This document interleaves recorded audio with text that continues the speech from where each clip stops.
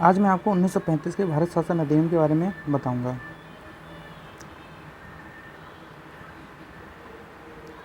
ठीक है, बहुत इम्पोर्टेंट है क्योंकि 1935 के कई सारे आर्टिकल आपको संविधान में मिलेंगे। देखिए, इस एक्ट में 321 धाराएं थी। हमें मतलब धाराओं को रटना नहीं है, लेकिन इतना समझ के चलना है कि धाराएं हमें पढ़नी पड़ेंगी। धारा मतलब अनुच्छेद। ठीक है, इसमें प्रांतों में पूर्ण उत्तरदायी सरकार की स्थापना की गई, परंतु केंद्र में द्वैध शासन। देखो, केंद्र में द्वैध शासन का मतलब होता है, रुकना 2 मिनट।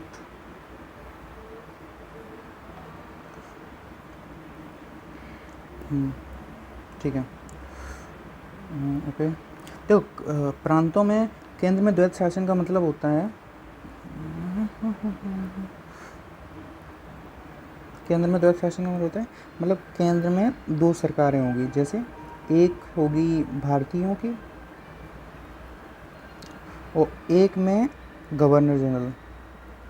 ये 2 केंद्र में, मतलब पूरे भारत में 2, एक भारतीय शासन करेंगे, एक गवर्नर जनरल के परिषद या गवर्नर जनरल शासन करें। इसका मतलब होता है एक ही शासन में 2 लोग पार्टिसिपेट कर रहे हैं। मतलब कुछ जो विषय होंगे वो इन पर होंगे और कुछ विषय होंगे इन पर होंगे। इसी आधार पर ये शासन चलता रहा 1947 तक। इस अधिनियम की मुख्य 2 विशेषताएं थीं। पहली बार अखिल भारतीय संघ की स्थापना की, मतलब ऑल इंडियन यूनियन, जिसमें 11 ब्रिटिश प्रांत और 6 आपके प्रांतीय स्वायत्त, मतलब 6 तरह के क्या बोलते हैं, राजघराने थे।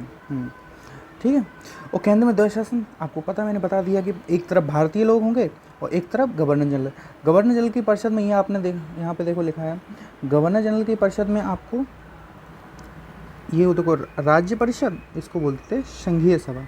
इसमें ब्रिटिश प्रांत और देसी रियासतें थीं और इसमें थे 260 सदस्य, जिसमें सिर्फ 3 वर्ष के लिए चुने जाते थे, अंतराल अवकाश ग्रहण। देखो, स्थायी सदन ये था और ये था निम्न सदन। इसमें 375 सदस्य थे, इसमें उच्च सदन, ये इसको उच्च सदन बोलते हैं, इसमें 260 सदस्य। ठीक है, ये था भारतीयों के लिए इंडियन, ये था ब्रिटिश और देसी रजवाड़ी। क्योंकि भारत में 3 तरह देसी रियासतें भी थीं, ब्रिटिश प्रांत भी थे और कुछ ऐसी रियासतें थीं जो अलग हो गई थीं, उनसे लोग स्वतंत्र हो गए थे। तो इस वजह से ब्रिटिश प्रांत और देसी रियासतों के लिए संघीय सभा की स्थापना, यानी निम्न सदन, इसको बोलते थे लोकसभा। और यहाँ पे था राज्यसभा, यानी मतलब उच्च सदन, हाँ, अपर क्लास। ठीक, उच्च सदन। और संघीय न्यायालय मतलब सुप्रीम कोर्ट, इसको बोलते हैं सुप्रीम कोर्ट। सुप्रीम कोर्ट की पहली बार स्थापना की गई थी भारत में 1773 का रेगुलेटिंग एक्ट। ठीक है, और रेगुलेटिंग एक्ट में सबसे पहले हमारे चीफ जस्टिस भारत में आए, वो थे लॉर्ड इम्पे। अंग्रेज़ों के थे कि 5 सदस्य थे, 5 में से पहले जो चीफ जस्टिस थे। भारत में पहली बार अगर कोई न्यायालय आया है तो वो यही है, संघीय न्यायालय 1773 में। उससे पहले गांव में या फिर कस्बे में ऐसा कोई न्यायालय नहीं, क्योंकि उससे पहले हम लोग मुग़ल काल चल रहा था। मुग़ल काल में जो काजी होता था वही पूरा निर्णय करता था किसी भी न्याय का। तो इस वजह से संघीय न्यायालय का पहला प्रावधान हमें 1773 के एक्ट में मिला। और आपको पता है कि संघीय न्यायालय 1935 बना, उसके पहले मुख्य न्यायाधीश थे मॉरिस गेवर, 2 अन्य भी थे, उनके हमें नाम नहीं पढ़ना है। आगे चल के इसी को हम लोग आगे चल के सुप्रीम कोर्ट कह दिया, और सुप्रीम कोर्ट आगे चल के ये पहले बंगाल में था, ये आपको मैं बता दूं, ये पहले कोलकाता में स्थापित था, लेकिन बाद में इसको दिल्ली स्थानांतरित किया गया था। और एक बात और हुई थी, इसी 1935 से पहली बार संघ लोक सेवा, या इसको यूपीएससी बोलते हैं, इसका नाम था पूरा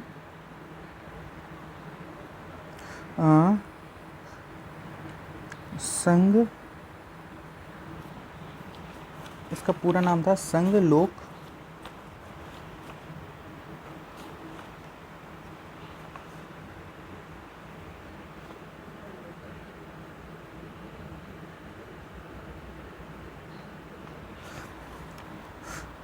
इसको बोलते थे फेडरल लोक सेवा आयोग। और ये था केंद्र में, सेंटर में, और स्टेट में था आपका प्रांतीय लोक सेवा आयोग। ठीक है, बर्मा को इसके द्वारा अलग किया गया। ये बस इतना है पढ़ना। नेक्स्ट आ जाओ।